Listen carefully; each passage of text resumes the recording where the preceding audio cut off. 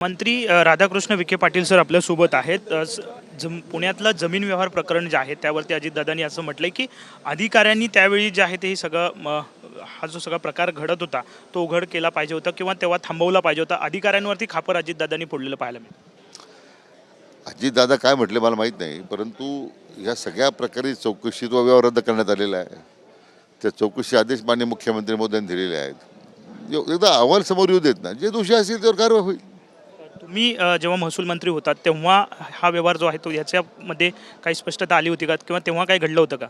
एक प्रकार हे सगळं प्रकरण माझ्यासमोर आणलं गेलं होतं, पण आपण त्यावेळी ती भूमिका घेतली की हे करणं योग्य नाही आहे, नियमबाह्य आहे. आपण ते नाकारलं. का नेमकं का नका कारण काय होती तेव्हा? कारण बरीच आहेत ना. शेवटी ज्या जमिनीचे व्यवहार आपल्याला कायद्यानेच करता येत नाही, नियमाने करता येत नाही, त्याला कार्यपद्धत ठरलेली आहे. त्यामुळं अशा काही जमिनीच्या संदर्भात काही आपण काही निर्णय घेणं उचित नव्हतं. अजितदादा आता अधिकाऱ्यांवरती खापर फोडत आहे. नाही, चौकशीमध्ये येऊ देत ना. जे दोषी असतील त्याच्यावर कारवाई होईल.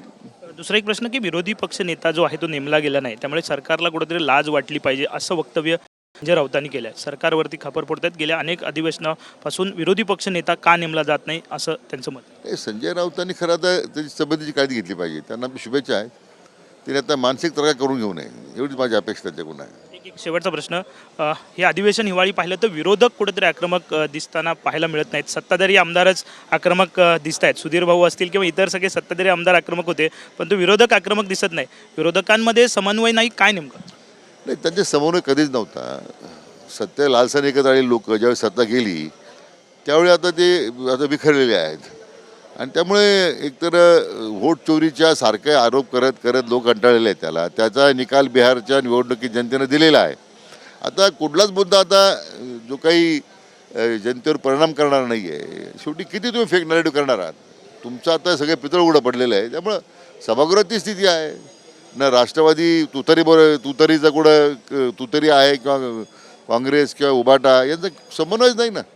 हे जे एकेकाळी सत्तेमध्ये एकत्र येऊन एकमेकाच्या मिठ्या मारत होते, आज कुठं दिसतात ते? सुधीर मुनगंटीवरच सरकारला कुठेतरी धारेवर धरताना पाहायला मिळतं. सत्ताधारी सुधीर भाऊ आता ज्येष्ठ नेते आहेत. काही ठिकाणी सरकारला सूचना करत असतील, काही ठिकाणी एखादा निर्णय चुकत असेल तर सुधीर भाऊला अधिकार आहे.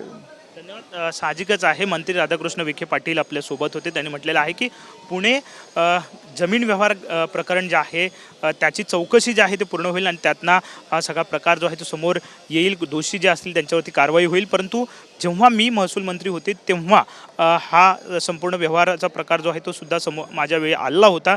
तेव्हा मात्र त्याला कुठलीही मी मंजुरी दिली नव्हती असं माजी महसूल मंत्री जे आहेत राधाकृष्ण विखे पाटील यांनी म्हटलेलं पाहायला मिळतं आहे. कॅमेरामॅन योगेश सोबत विनायक डावरुंग, TVN मराठी, नागपूर.